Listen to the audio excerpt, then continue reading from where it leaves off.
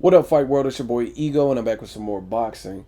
Now, they're talking about making a potential fight. I personally like it. I'll explain in this video why I like it. That's none other than Zab Super Judah versus Paulie the Magic Man Malignaggi. Now, I like this for a few reasons. One, they're from the same borough. They're both from New York. They're both from Brooklyn.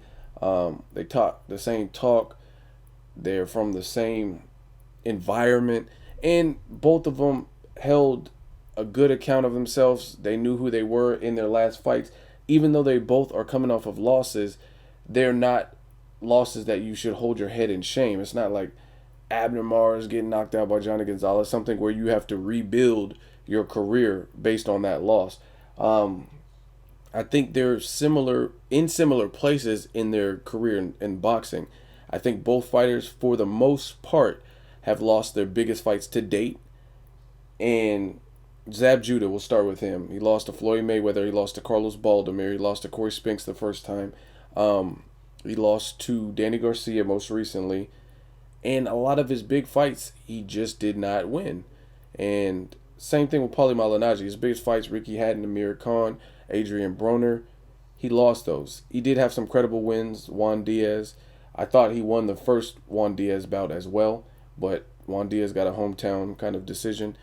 And again, their big marquee fights, the ones where they could have put their stamp on their legacy, like boom, I beat Ricky Hatton and ended his undefeated reign.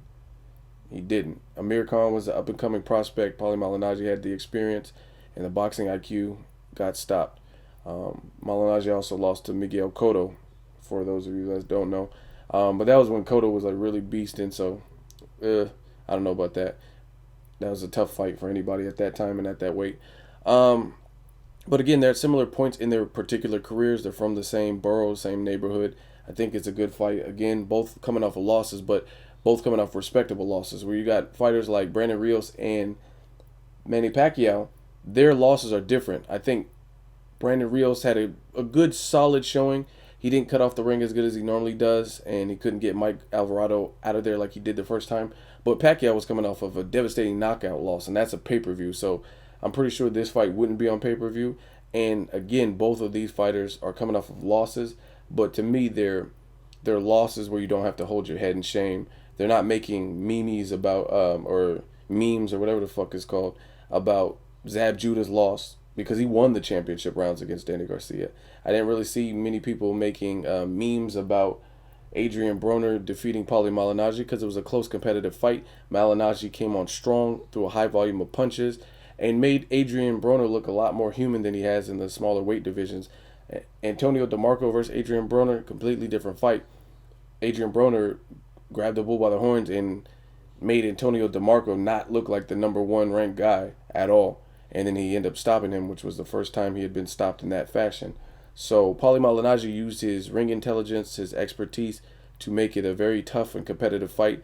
He was hard to locate for Adrian Broner, and it was a competitive fight. Some people said it was a draw. I think Broner did win, but he had a very slow start, and he did not look as superb as he has against other opponents like the Gavin Reeses or whatnot. So both fighters coming off losses, but they're respectable losses, and I think they could make a hell of a matchup. Obviously, Zab Judah has more power than Paulie Malignaggi, but Paulie Malignaggi is a thinker. I don't know off the top of my head. I would say Malignaggi's probably taller and has the reach advantage, and he's a thinker.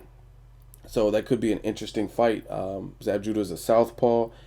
He had a good showing, a very good showing against Danny Garcia when his back was against the wall and looked like Danny Garcia was running through him and he was hurt and he got knocked down and he looked like he was about to get knocked out.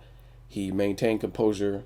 His Brooklyn crowd helped him stay up on his feet and he did what he had to do. This is another fight that would take place in Brooklyn. So Golden Boy definitely knows what they're doing in terms of marketing and appealing to demographics. I think both of these fighters have been in the sport long enough to the point where at least Brooklynites and New Yorkers know and would have no problem shelling out some cash to see the two fights, especially if they have a nice undercard. And they're talking about making this fight December 7th at the Barclays Center, obviously the hottest, latest venue in the U.S. So great fight on paper. I like it. Again, I would not mind seeing it. It's, to me, worthy of headlining a card, like a Showtime card. So I like it. I'm all for it. Let me know what you guys think of this potential matchup. If it does happen, who do you favor in this and why? So leave a comment. Let me know what you think. As always, hate, comment, or subscribe. Till next video, it's Ego signing off.